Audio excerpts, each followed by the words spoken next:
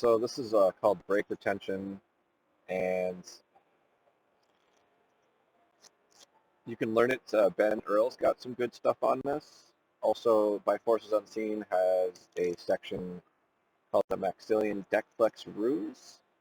And that will break it down in detail, kind of the steps of maintaining the brake, while bending the deck and doing things like this. You can maintain the brake. But I would just start out with just doing it with two cards. So get your pinky brake, and obviously you'll have this issue, right? This main issue. Easy thing to fix. You just put your thumb down, great pressure. Now these fingers on the side, see these? They come in and they wrap around the top card and they keep it from popping up. Now if I move my fingers away, you'll see that it pops up. So just thumb comes down, creates pressure. These fingers come in to clip it, and also your index can also do that at the front as well. So this is me holding the brake, and this is an easy way to retain the brake. So at this point, you just need to think of your pinky as glued into place. It doesn't ever move. Even if I move this hand or these fingers or whatever, the pinky always remains in the same spot. So like even if I readjust, my hand back further, or I move my thumb up and my fingers up, or I go to high mechanics grip, my pinky never moves. All right, so you have to be able to build independence of each finger. That will help. So it's just practicing getting pinky breaks in general would be good. So what I always used to do is I'd swing cut and then just toss this packet over into his hand while catching a pinky break while doing that. That's a good way to practice getting a pinky break.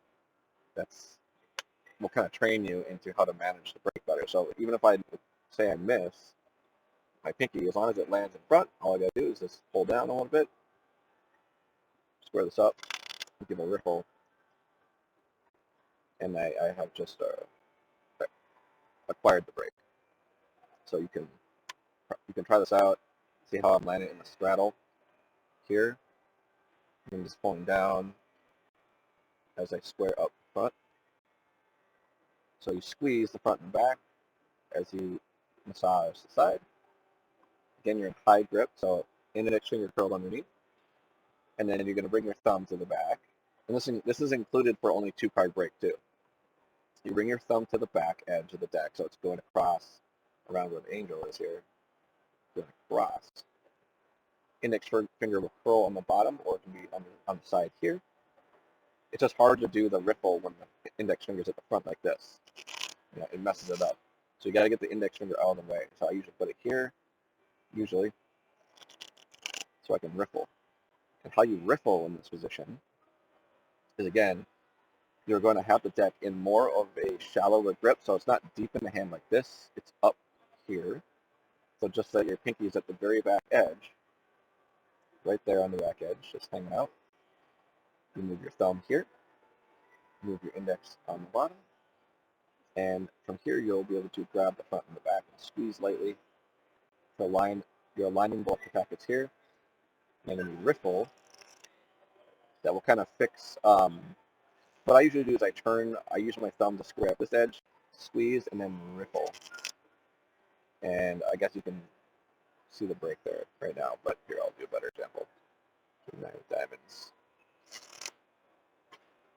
And in theory, you should be able to have the deck right in their face, and they can't really see the discrepancy, especially if you put your index here. So what you do is when you're done, you're going to transfer everything back to a low grip. So you go from high grip here, or even like this.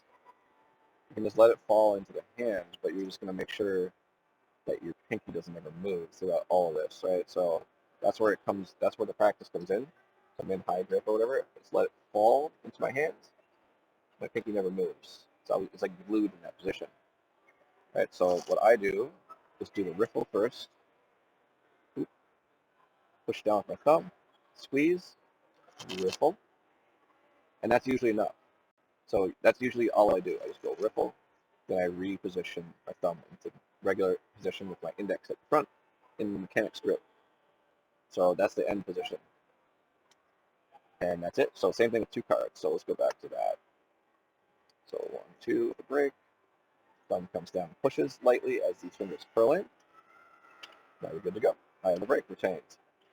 Now I can do all kinds of stuff. I can pick up the deck, turn it on its edge, and I'm using my index finger on the bottom because I'm in high grip. So when I pick up the deck, I go into a high grip, like this. So this is high mechanics grip or elevated grip. And I'm just keeping pressure on the sides here so the card doesn't pop up here. Then you're going to bring in your other hand, okay, and your other index finger will curl as well. So see how my index fingers are meeting each other?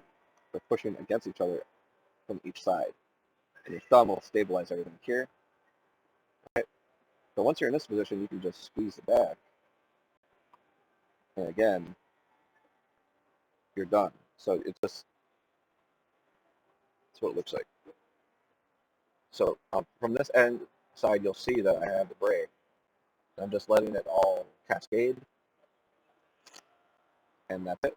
And you just need to make sure that you keep pressure here with the side fingers so the card doesn't pop away like this. And that's essentially it. So in my opinion, I would just practice getting a break, like show a card, practice closing. I get a step first like this. Once I have the step, my pinky's already in there, right? So now all I need to do is come square. I'm squaring up the edges here, and then riffling. Okay, that's enough to convince people that you don't have a break. That's a nice little convincer. You have a nice little riffle, it's lost. Okay, that's how it feels. But if you want, you can go further, and it's just like you're doing a overhand shuffle, where you pivot the deck in your fingers like this. You're going to pivot it. You're also going to kind of move your finger width so that it stays in the same position. Okay, so you pivot it up, and then from here, you just give a little squeeze, let off the pressure, and then you're going to reposition your fingers into regular grip, mechanics grip. Or you can stay in high mechanics grip too if you want. You can just be like, okay, your card's like whatever, card's somewhere in the middle, cool, blah, blah, blah, blah, blah, blah. You know, and then I like to relax the break at that point. So this comes from, this particular way I'm doing it comes from the Maxillian Deck Flex Ruse. That's in By Forces Unseen. So say I want the Queen of Hearts to be retained. You do a riffle, bring the deck up on its edge. You're going to interlock these fingers. So I don't do it with I don't put my middle finger of my right hand in there. That's how it teaches it in the book, like this. So this is the position that you're in. And now you can bend the deck left and right. And you can even cascade the cards off the fingertips, like this. I still have the break. So that's the Maxillian Deck Flex Ruse in By Forces Unseen. If you want, I can send you a picture of the page. But that's just, I don't go that far with it. I just get the pinky break, do a riffle, bring it into this position, and again, since I'm not doing the flex, I don't need to bring in both my hands. All I'm going to do is go into, I'm just going to do like basically a kind of a biddle grip and just squeeze just the top edge, let them on pressure, and then we'll cascade the deck out like that. And that's a nice little convincer that there's no break, even though there is, right? Okay, I think that's it. So just work on that with 2 cards. Get the break, riffle, turn the deck up into this position. Pinky's still maintaining the break, and then you just squeeze, let go. But the problem is, careful about this. You don't want this to pop open. That's why the pressure is important on the side fingers. So when you do the cascade, you want to make sure that your fingers here, especially the middle finger, ring finger, are keeping pressure on that top card so it doesn't pop up like this. And that's it. And it will take practice, obviously. It's nothing too crazy, but it is very knacky to do some of these moves. Like it's like a little step to learn the riffle. But I would just, if I was in your shoes, I would just learn how to do the riffle first. Have a card shown, close the spread, and look, I'm using my fingers to already keep a break as it closes. Come and square all this up as I riffle. Yeah, and that's it. That's all you really need. And then if you want, you can be a little bit more cool like that if you want. Just give it a little cascade. Now again, my thumb is also pulling down, like almost like I'm flexing the deck in that position. And then if you want, you can look up that little slide where you can do the little cascade there, and you still have the break that way.